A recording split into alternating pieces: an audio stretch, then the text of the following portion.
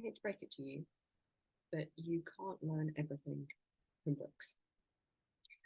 And I say this as a bit of a bibliophile. I love to read. I've read so many self-development, self-help books over the years, and I love it. But you can't learn everything from books. I think book learning, study is great for becoming familiar with new concepts. Don't think it's particularly helpful when it comes to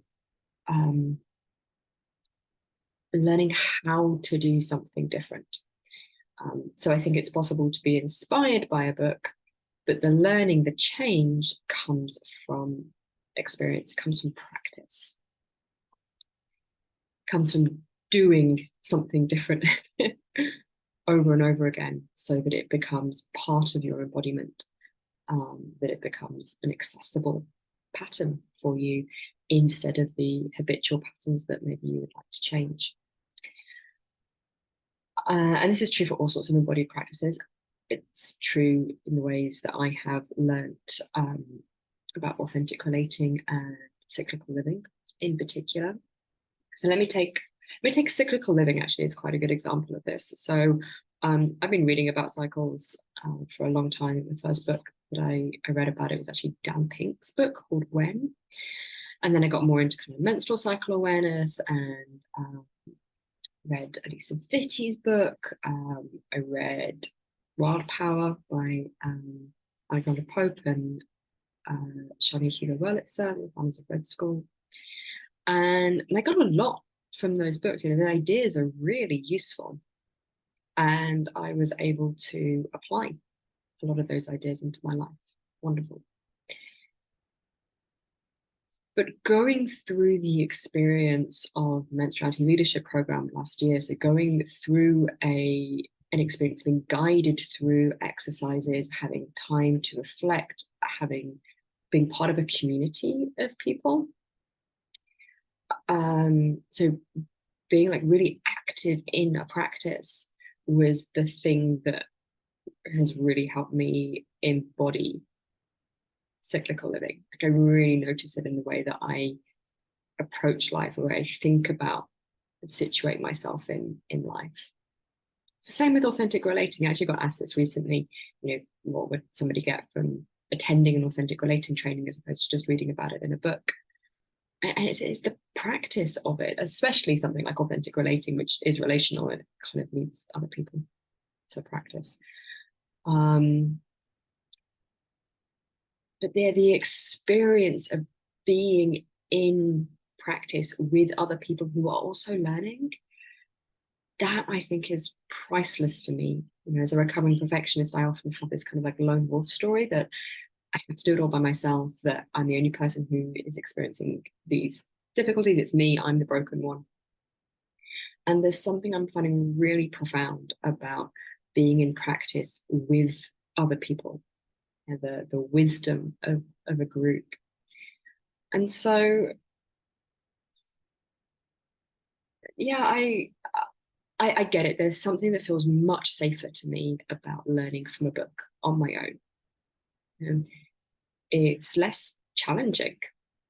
Yeah, I can kind of skip over the bits that feel uncomfortable or that I don't quite understand or are challenging to my identity in some way. It feels safe to do that on my own. I can do it in my own time at a pace that suits me. That's all wonderful. And I think it's insufficient. I think, at least my experience is that I have needed to complement book learning with experiential learning, with learning in groups, being around other people who are also learning alongside with me. That has been the thing that has really allowed these practices to change me. Yeah, they've really become skills and ways of being that are more accessible for me. So I'm a big proponent of both. So next time you're reaching for a self-study course or another book, I want you to ask yourself, is that really what you need? Do you need more knowledge about a topic? Or do you need to find an environment that allows you to experience learning with others? And that's all I have for you today. I mean, I hope, as I'm saying this, like the undercurrent is like, oh, I sound like I'm selling something. I'm not. I would love for you to come and do some of my programs.